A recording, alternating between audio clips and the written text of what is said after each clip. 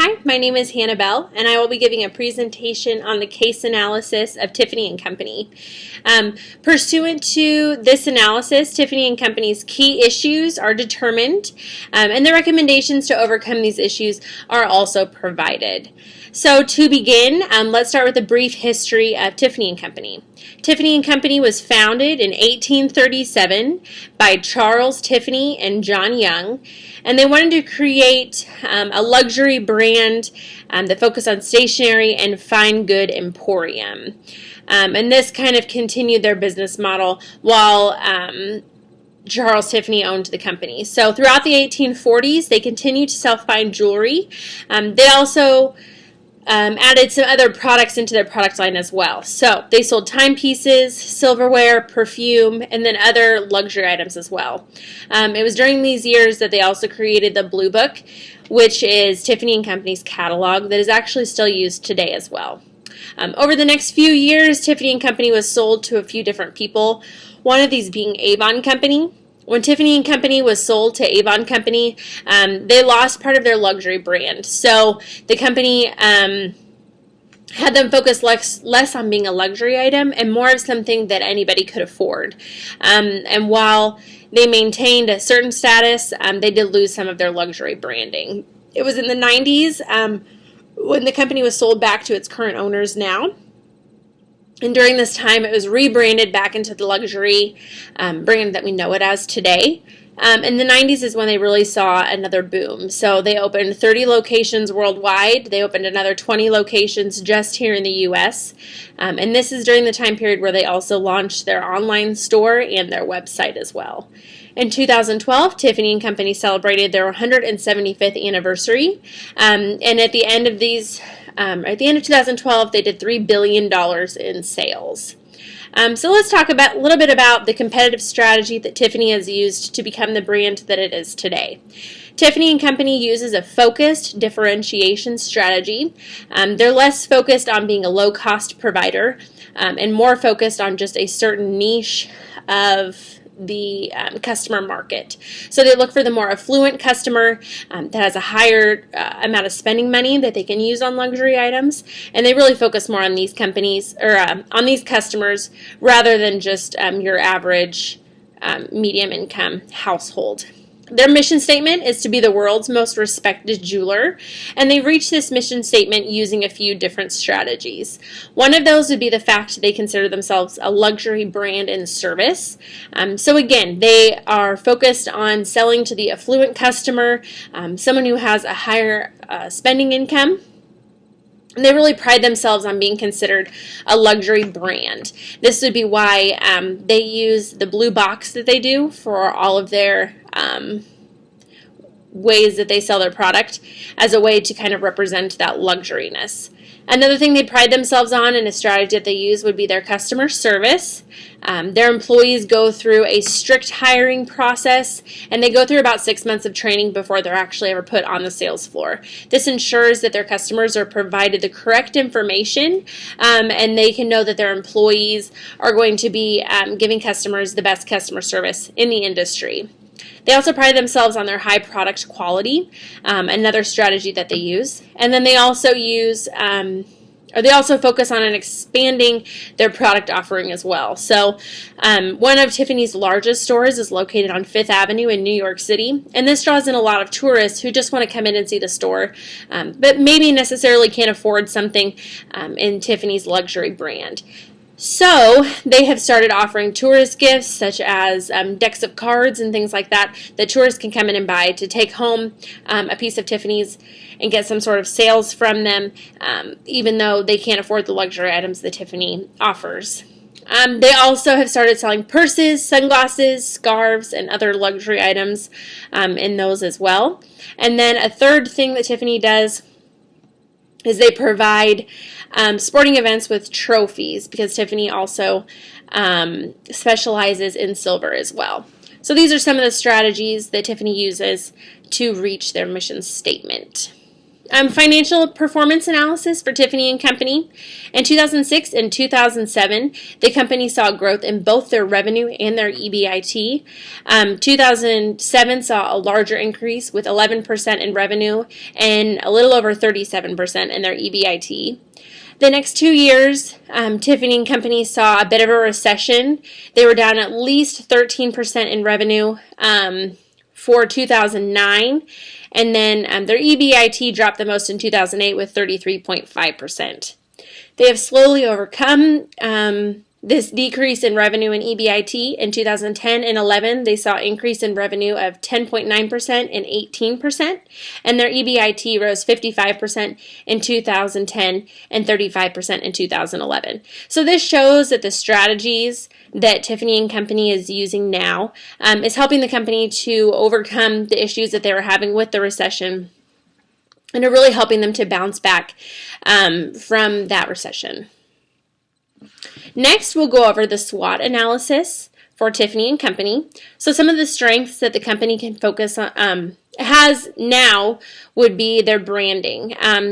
So they do an excellent job of considering themselves a luxury brand and focusing on branding themselves in that way. And then I think their customer base is also a strength as well. They kind of limit themselves on customers, which I'll get into in a moment. But the customers that they do want to focus on, they have strength in offering those customers the correct product at the correct price. They also offer a high product quality, and then, of course, their excellent customer service and their expansion of their product line. They are showing where they're trying to get into other product lines as well. Some weaknesses that the company has would definitely be the breadth of their customer base. So, although the customers that they focus on now, they do an excellent job of serving those customers, I definitely think there's room for growth in the amount of customers that they serve. Getting into more of the medium income families and being able to offer them a product as well. Some of the opportunities that Tiffany and Company sees are, again, expanding that customer base. So what can they do to really gain more customers and get into the other customer markets as well? And then continued growth of their product line. I think that's a great opportunity that they need to continue to focus on, is offering products and maybe different categories of the market as well.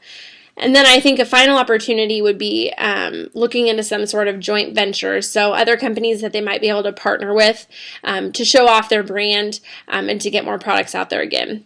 There are a few threats to the industry that Tiffany and Company might be directly affected by as well. The price of gold is rising. The jewelry market as a whole is actually decreasing, but that has gained a little after the recession. Non-jewelry outlets, so stores like Costco and Walmart, that don't actually specialize in jewelry, have actually taken over a large part of the jewelry market. There's been a demand shift in what customers are asking for in the jewelry market. So gold demand is actually down.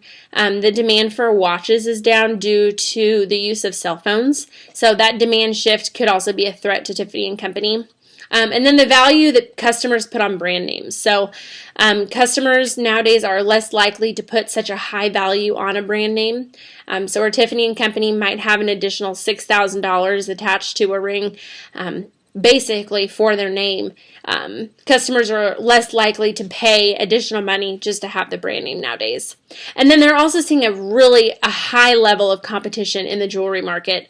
No dealer at this time owns more than 10% of the jewelry market. So they're seeing a lot of competition from other jewelers, but they're also seeing a lot of competition from these non-jewelry stores, and then also online sales as well. Which brings us to our competitive forces in the market. Again, they have very strong competitive forces, both direct competitors and then competitors that aren't necessarily in their industry.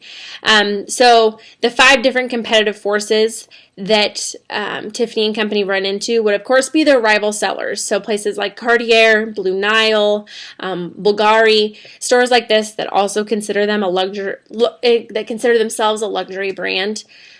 And that would offer a similar product to Tiffany and Company.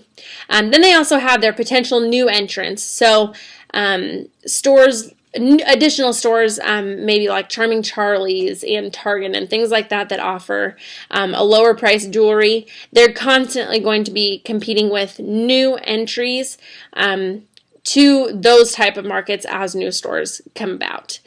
And then you, of course, have your substitute products that are in place today. So places like Costco and Walmart that offer diamond rings and diamond jewelry and other sorts of jewelry, but maybe at a lower price than what Tiffany & Company is currently offering. And then the other competitive forces would all obviously be supplier bargaining and then customer bargaining. So I think part of the demand shifts, like we talked about earlier, and what customers are demanding, I think that could definitely affect their customer bargaining as well. But at this point in time, I feel like the largest competitive force would come from either rival sellers or substitute sellers as well. There are also some environmental factors that could really affect the attractiveness of Tiffany & Company. One of those things would definitely be the economic conditions. In 2008 and 2009, Tiffany & Company definitely felt the recession, although since they focus on a more affluent customer, they weren't necessarily as affected as other companies might have been. And then we also have to keep into consideration that the competitors that Tiffany & Company go up against, places like Cartier and Bulgari, they also felt the recession as well. So that kind of helped them balance out. One of the things that Tiffany & Company did to overcome this environmental effect would be they raised prices to try to make up for the recession. And again, we're back on the rise on the economic conditions, so hopefully that wouldn't be an environmental effect that they would see later down the road. I think that they are also affected by socio-cultural forces as well. One of those would be the lifestyle of Americans and people around the world. Marriages are getting pushed back to later in life and are treated less like a luxury event. So the amount of money that people are willing to spend on engagement rings and wedding rings has actually decreased over the years. And then there's also the socio-cultural force of shift from gold to platinum. So while gold prices have risen, some people are investing in gold, but there is that demand shift from gold to more of a platinum look. And then I do believe that Tiffany & Company is slightly affected by technological factors as well. As I discussed earlier, people are using their phones to check the time rather than actually wearing a watch. So this has actually decreased their watch sales as well. So they do have a slight technological factor as well. All in all, I think Tiffany Company still remains attractive at this time, and I don't think that there are any environmental forces that will impact their attractiveness in a negative degree too much. The next point that I'll talk about would be the factors that will determine future success over the next few years for anyone in the jewelry company. I think one of these factors will definitely be how they deal with the gold price. So what are they doing to get over the price increase of gold? Are they raising their prices? Are they lowering their amount of spending on gold? Are they shifting more towards the platinum look? I think how they'll handle the gold price will definitely determine their success in the future. And then I also think, what are they doing to expand their customer markets? With so many people competing in the jewelry market, what these companies are going to do to make themselves more attractive to those customers are definitely going to determine their future success.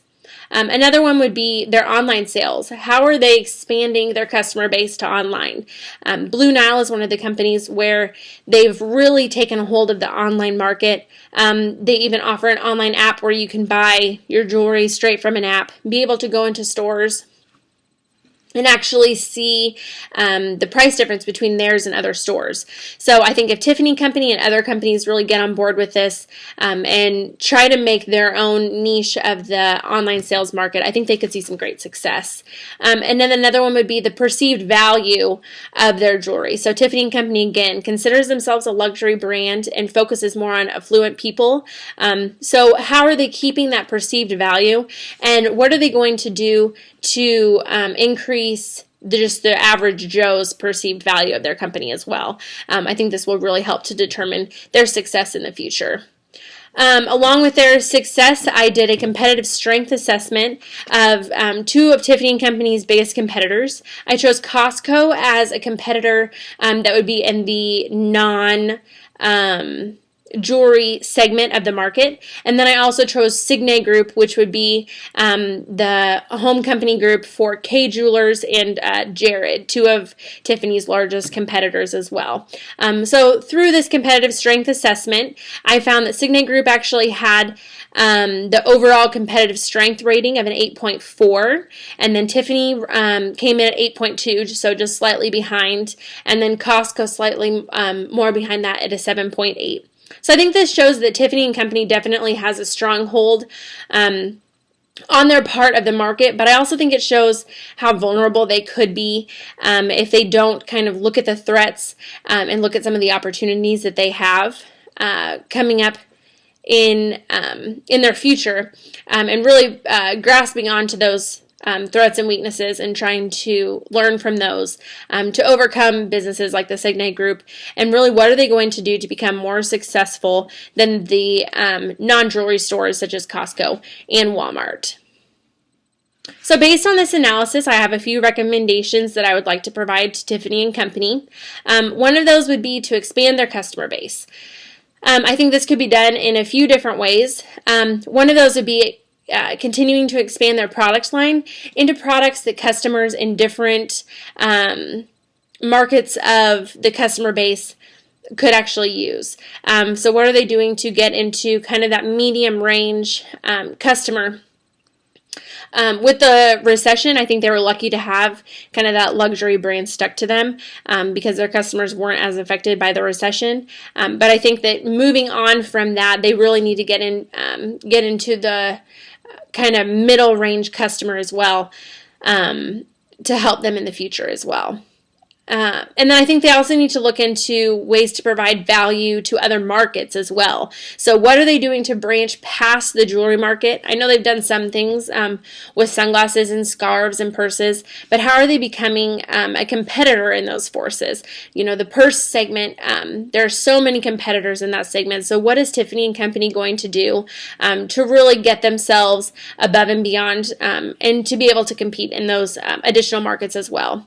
And I think another recommendation that I would give to Tiffany & Company would be possibly looking into doing some sort of a joint venture. So Costco has a joint venture with Apple where they are able to sell their products in their store. What are some things that Tiffany & Company could do to get into some joint ventures with other well-known products to be able to further push their name out there? Obviously, when you hear Tiffany & Company, you think a luxury brand, but I think there are definitely some key threats and opportunities that Tiffany & Company really must look at and use these recommendations to help themselves in the future as well.